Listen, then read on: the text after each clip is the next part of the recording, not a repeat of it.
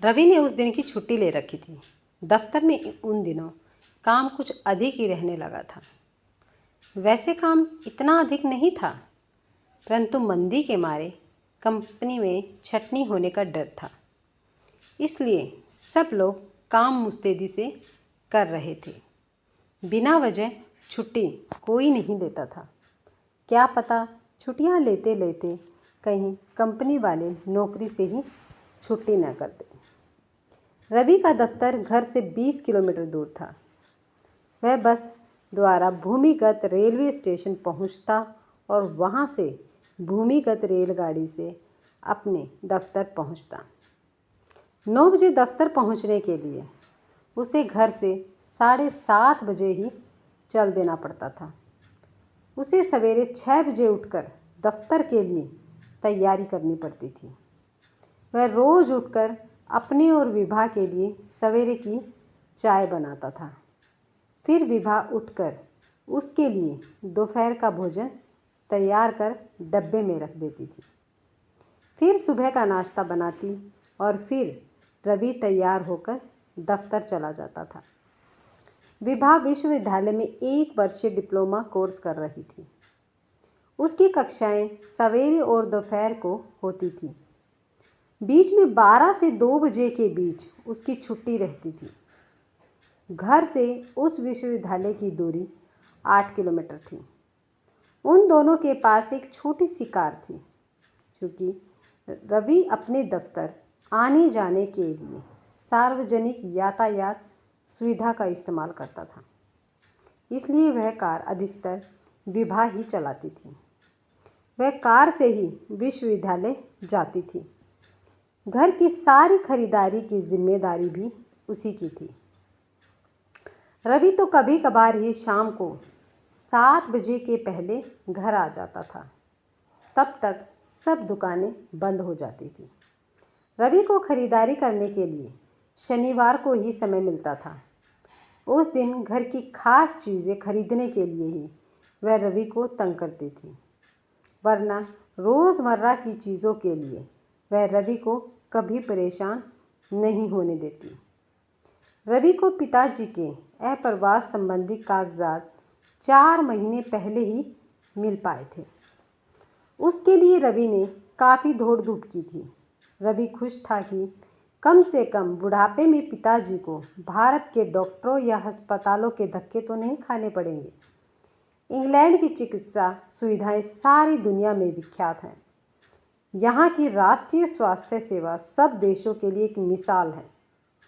खास तौर से पिताजी को सारी सुविधाएं 65 वर्ष से ऊपर की उम्र के होने के कारण मुफ्त ही मिलेंगी।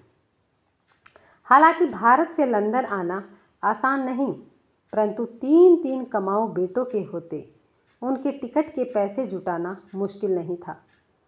खास तौर पर जबकि रवि लंदन में अच्छी नौकरी पर था। जब विभा का डिप्लोमा पूरा हो जाएगा तब वह भी कमाने लगेगी। लंदन में रवि 2 कमरों का मकान खरीद चुका था। सोचा एक कमरा उन दोनों के और दूसरा पिताजी के रहने के काम आ जाएगा। भविष्य में जब उनका परिवार बढ़ेगा तब कोई बड़ा घर खरीद लिया जाएगा। पिछले 2 हफ्तों से रवि और विभा पिताजी के स्वागत की तैयारी कर रहे थे। घर की विधिवत सफाई की गई। रवि ने पिताजी के कमरे में नए पर्दे लगा दिए। एक बड़ा वाला नया तौलिया भी ले आया। पिताजी हमेशा ही खूब बड़ा तौलिया इस्तेमाल करते थे। रवि अखबार नहीं खरीदता था, क्योंकि अखबार पढ़ने का समय ही नहीं मिलता था।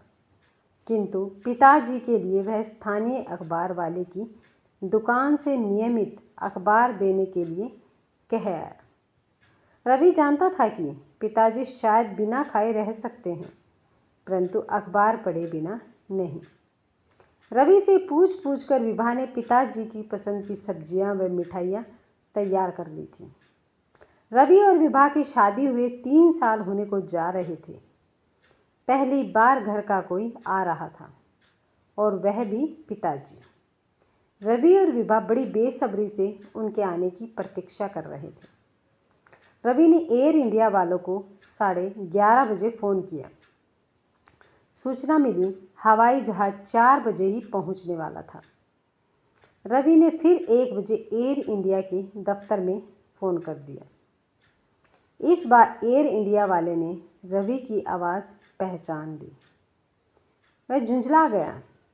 आपके ख्याल से क्या हर 5 किलोमीटर के बाद विमान चालक मुझे बताता है कि कब हवाई जहाज़ पहुंचने वाला है?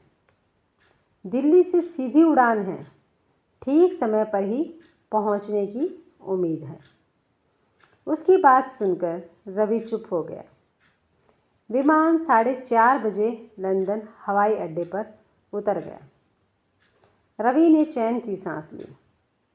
पिताजी को सरकारी कार्रवाई निपटाने में कोई परेशानी नहीं हुई थी। वे 5:30 बजे अपना सामान लेकर बाहर आ गए थे। रवि पिताजी को देखकर खुशी से नाच उठा। खुशी के मारे उसकी आंखों में आंसू आ गए। विभा ने पिताजी के चरण छुए, फिर उनसे उनका एयर बैग ले लिया। रवि ने उनकी अटैची उठा ली। शाम के 5:45 बजे वे घर की ओर रवाना हो गए। उस समय सभी दफ्तरों और दुकानों के बंद होने का समय हो गया था, अतः सड़क पर गाड़ियां ही गाड़ियां नज़र आ रही थी। घर पहुंचते पहुंचते 8 बज चुके थे। पिताजी सोना चाहते थे। सफ़र करने के कारण रात को सो नहीं पाए थे। दिल्ली में तो उस समय 2 बजे होंगे, इसलिए उन्हें नींद नहीं आ रही थी। विभा रसोई में फुलके बनाने लगी। रवि ने पिताजी के थैले से चीज़ें निकाल ली। पिताजी मिठाई लाए थे। रवि ने मिठाई फ्रिज में रख दी। विभा सब्जियां गरम कर रही थी और साथ ही साथ फुलके भी बना रही थी। हर रोज़ तो जब वह फुलके बनाती थी तो रवि माइक्रोवेव में सब्जियां गरम कर दिया करता था, परंतु उस दिन रवि पिताजी के पास ही बैठा था। विभा ने खाने की मेज़ सजा दी। रवि और पिताजी खाना खाने आ गए। पिताजी ने बस एक ही फुलका खाया। उनको भूख से अधिक नींद सता रही थी। खाने के पश्चात पिताजी सोने चले गए थे। रवि बैठक में टीवी चलाकर बैठ गया। विभा ने रवि को बुलाया। जरा मेरी मदद कर दो, अकेली मैं क्या क्या काम करूँगी। विभा ने सोचा कि आज रवि को क्या हो गया है। उसे दिखता नहीं कि रसोई का इतना सारा काम निपटाना है, बाकी बची सब्जियों को फ्रिज में भी रखना है, खाने की मेज़ की सफाई करनी है। हमेशा तो जब विभा बर्तन मांजती थी तब रवि रसोई संवारने के लिए ऊपर के सारे काम समेट दिया करता था। रवि कुछ सकुचाता हुआ रसोई में आया और कुछ देर बाद ही बिना कुछ खास मदद किए बैठक में चला गया। विभा को रसोई का सारा काम निपटाते निपटाते 10:30 बज गए। वह बहुत थक गई थी, अतः सोने चली गई। सवेरे अलार्म बजते ही रवि उठ बैठा और उसने विभा को उठा दिया। कुछ देर और सोने दीजिए, अभी आपने चाय कहाँ बनाई है? विभा बोली। चाय तुम ही बनाओ। पिताजी के सामने अगर मैं चाय बनाऊंगा तो वे क्या सोचेंगे? पिताजी तो पहले ही उठ गए थे। उनको लंदन के समय के अनुसार व्यवस्थित होने में कुछ दिन तो लगेंगे ही। सवेरे की चाय तीनों ने साथ ही पी। रवि चाय पीकर तैयार होने चला गया।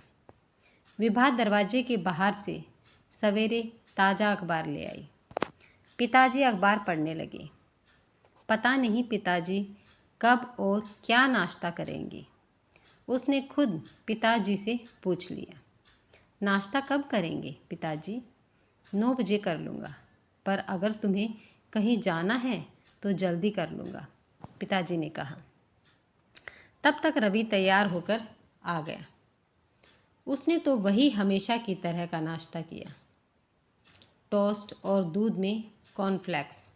विभा पिताजी ऐसा नाश्ता नहीं करेंगे, उनको तो सब्जी के साथ पराठा खाने की आदत है, और एक प्याला दूध।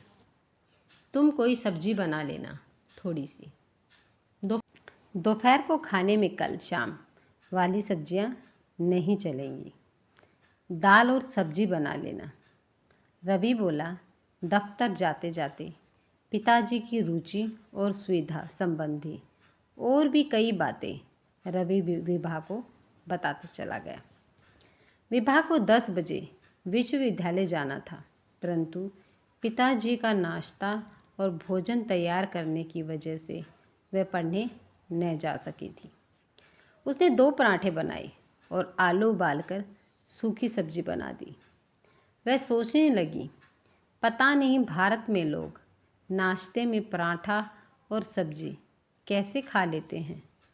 यदि मुझसे नाश्ते में पराठा सब्जी खाने के लिए कोई कहे तो मैं तो उसे एक सज़ा ही समझूंगी।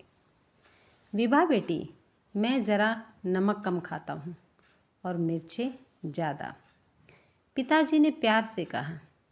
बाप बेटे की रुचि में कितना फ़र्क है। रवि को मिर्चें कम और नमक ज़्यादा चाहिए, विभा ने सोचा। कम नमक मिर्च की सब्जियां बनाऊंगी। जिसको ज़्यादा नमक मिर्च चाहिए वह ऊपर से डाल लेगा। नाश्ते के बाद विभा ने दोपहर के लिए दाल और सब्जी बना ली। यह सब करते करते 11 बज गए थे। विभा ने सोचा, पिताजी को 1 बजे खाना खिलाकर 2 बजे विश्वविद्यालय चली जाऊंगी। 11:30 बजे उसने फुलके बनाकर खाने की मेज़ पर खाना लगा दिया था। पिताजी ने रोटी जैसे ही खाई, उनके चेहरे के कुछ हाव भाव बदल गए। शायद तुमने सवेरे का गुथा आटा बाहर छोड़ दिया होगा, इसलिए कुछ महक सी आ रही है, पिताजी बोले। विभा अपने को अपराधी सी महसूस करने लगी थी। उसको तो रोटियों में कोई महक नहीं आई। कुछ घंटों पहले ही तो आटा गूंदा था। खैर, आगे से सावधानी बरतूंगी, विभा ने सोचा। खाना खाते खाते 11:15 बज गए। बर्तन मांजने और रसोई साफ करने का समय नहीं था। विभा सब काम छोड़कर विश्वविद्यालय चली गई। विश्वविद्यालय से घर आते आते 4:30 बज गए। पिताजी उस समय भी सो ही रहे थे। जब उठेंगे तो चाय बनाऊंगी, यह सोचकर वह रसोई संवारने लग गई थी। पिताजी 5:30 बजे सोकर उठे। वे हिंदुस्तानी ढंग की चाय पीते थे, इसलिए दूध और चाय पत्ती उबालकर चाय बनाई, फल काट दिए और पिताजी की लाई मिठाई तस्तरी में रख दी। चाय के बर्तन धोते धोते 6:30 बज गए। वह बैठक में आ गई और पिताजी के साथ टीवी देखने लगी। 7 बजे तक रवि भी आ गया। रवि के लिए चाय नहीं बनाओगी विभा? पिताजी ने पूछा। विभा हमेशा की तरह सोच रही थी कि रवि दफ्तर से आकर खाना ही खाना चाहेगा, परंतु दिल्ली में लोग घर में 9 बजे से पहले खाना कहाँ खाते हैं। चाय बना दो विभा, खाने के लिए भी कुछ ले आना। खाना तो 9 बजे के बाद ही खाएंगी, रवि ने कहा। विभा कुछ ही देर में रवि के लिए चाय बना लाई।